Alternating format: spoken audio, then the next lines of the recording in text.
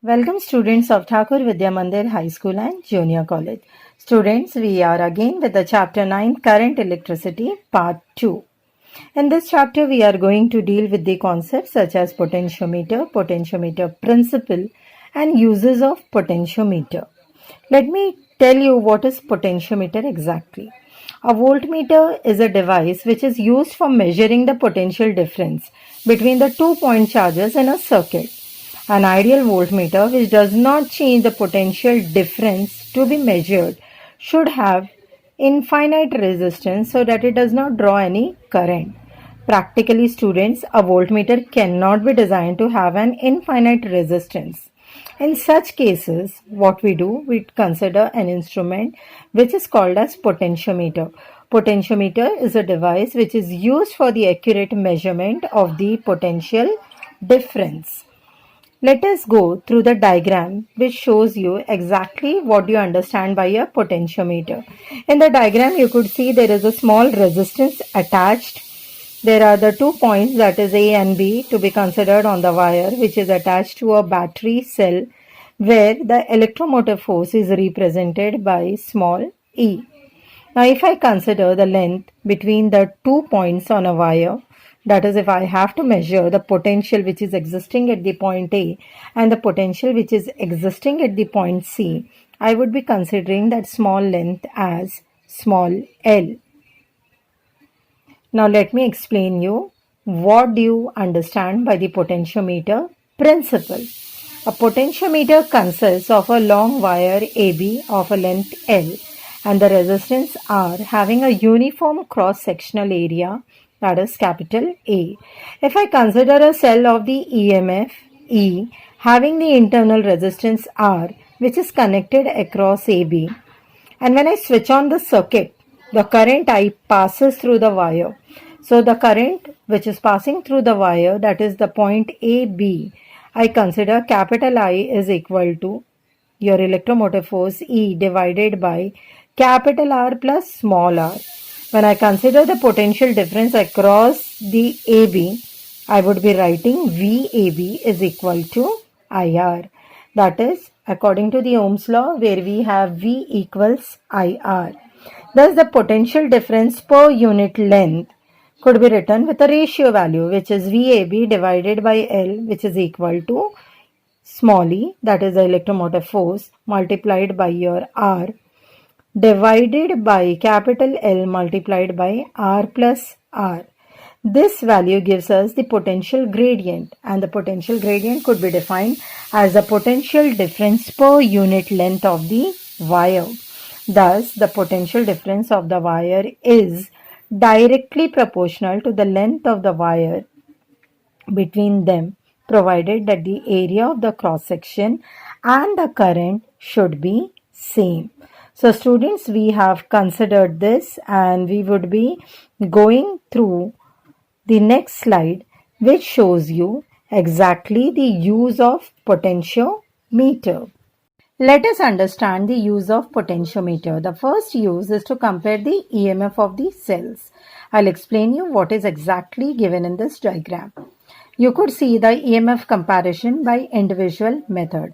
I have two cells attached out here, which is represented by E1 and E2.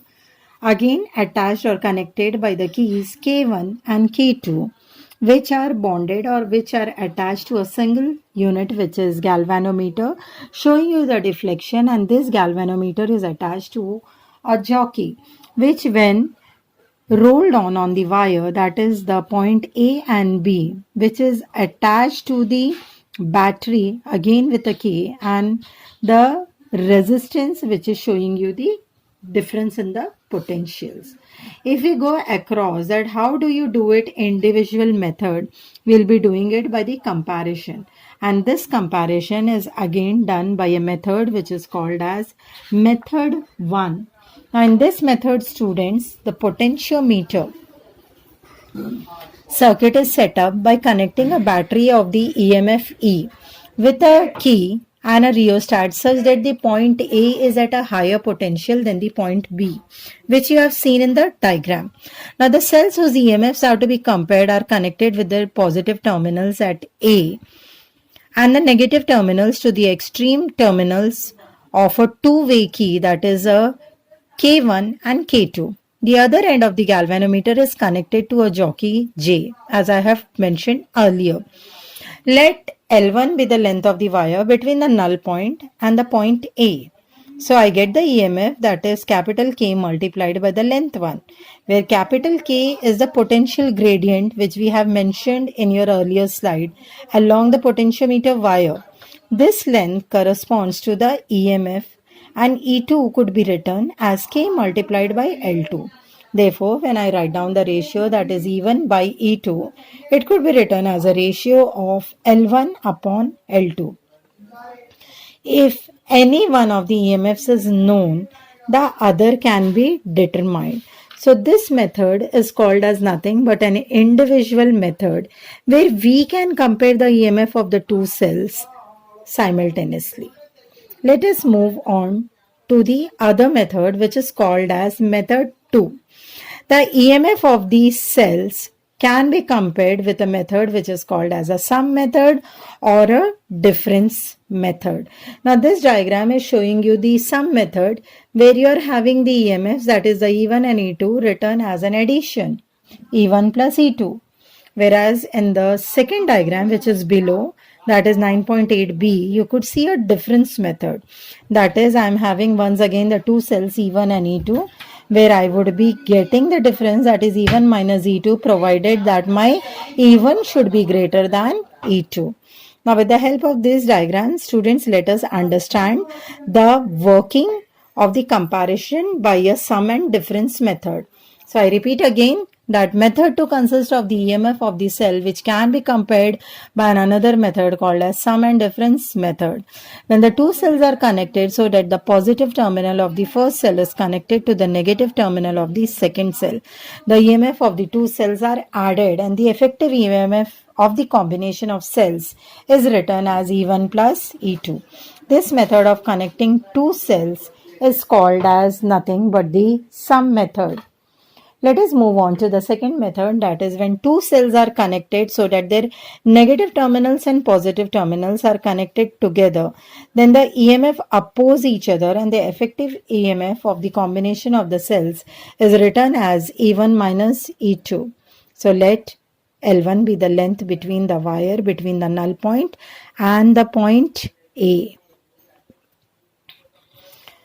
We move on to the EMF comparison. Now in this diagram, students, 9.9, you could see the EMF comparison, which is showing you the sum and difference method clearly. Now in this diagram, you could see that E1 minus E2 is nothing but equal to the length L2. I will be deriving a formula which will be giving you how to find out the EMFs of both the cells. You could see is A connected to the cell, that is with a E1, via connected to the cell, that is E2. When I connected via a galvanometer, you could see the connections which is showing you 1, 2, 3 and 4. Now these are nothing but the combinations giving you an addition as well as the subtraction. So when I obtain the null point on the galvanometer as 0, this corresponds to the length, that is E1 minus E2 is equal to L2. So when I take on the ratio of E1 plus E2 divided by E1 minus E2, it is correspondingly written as L1 upon L2. Therefore, by componendo and dividendo method, I write E1 upon E2 is equal to L1 plus L2 divided by L1 minus L2.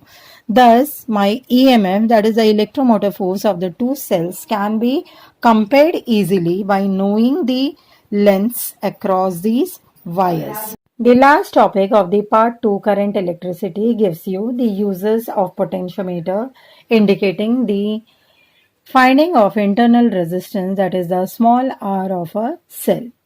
Students, in this, I would be going across the experimental setup for this method, which is consisting of a potentiometer wire AB, as you could see in the diagram. In the series with a cell of EMF small e, the key K1 and the rheostat. Now the terminal capital A is at a higher potential as compared to the terminal capital P. Therefore, a cell of EMF E1 whose internal resistance, that is the small r, has to be determined is connected to the potentiometer through a galvanometer capital G and the jockey J. Therefore, a resistance box, the capital R, is connected across the cell E1 through the key K. When I talk about this experimental, students, let us understand the setup, which is showing you that when I keep the K1 closed, my K2 is open. The circuit now consists of the cell E1 and the potentiometer wire. The null point is obtained. This is the first step where I'm going to take the null point. Let L1 be the length of the potentiometer wire between the null point and the point A. The length corresponds to the EMF, which is of E1. Some resistance capital R is selected from the resistance box and the null point is again obtained. The length of the wire, that is L2, between the null point and the point A is measured, and this corresponds to the voltage between the null point and the point A. Thereby, using the Ohm's law, which I stated as V equals IR, I would be writing E1 upon V is equal to IR plus I small r divided by IR, which is nothing but equal to L1 upon L2. Therefore, my small r is going to be equal to capital R multiplied by L1 upon L2 minus 1. This is actually the equation which gives us the internal resistance of the cell. Students, so far we have completed all the applications and uses of your potentiometer.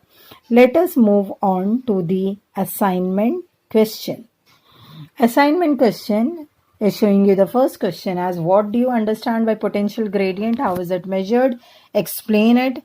Why is potentiometer preferred over a voltmeter for measuring EMF, which is mentioned in the earlier introduction part of the part 2. Describe how a potentiometer is used to compare the EMF of two cells by combination method, either by a sum or difference method. Describe with a neat label diagram how will you determine the internal resistance of a cell using the potentiometer. As a regular practice, go through the reference e-textbook. Here is a link mentioned about. Prepare your notes thoroughly, practice the diagrams carefully and try to understand every concept completely. Thank you, students.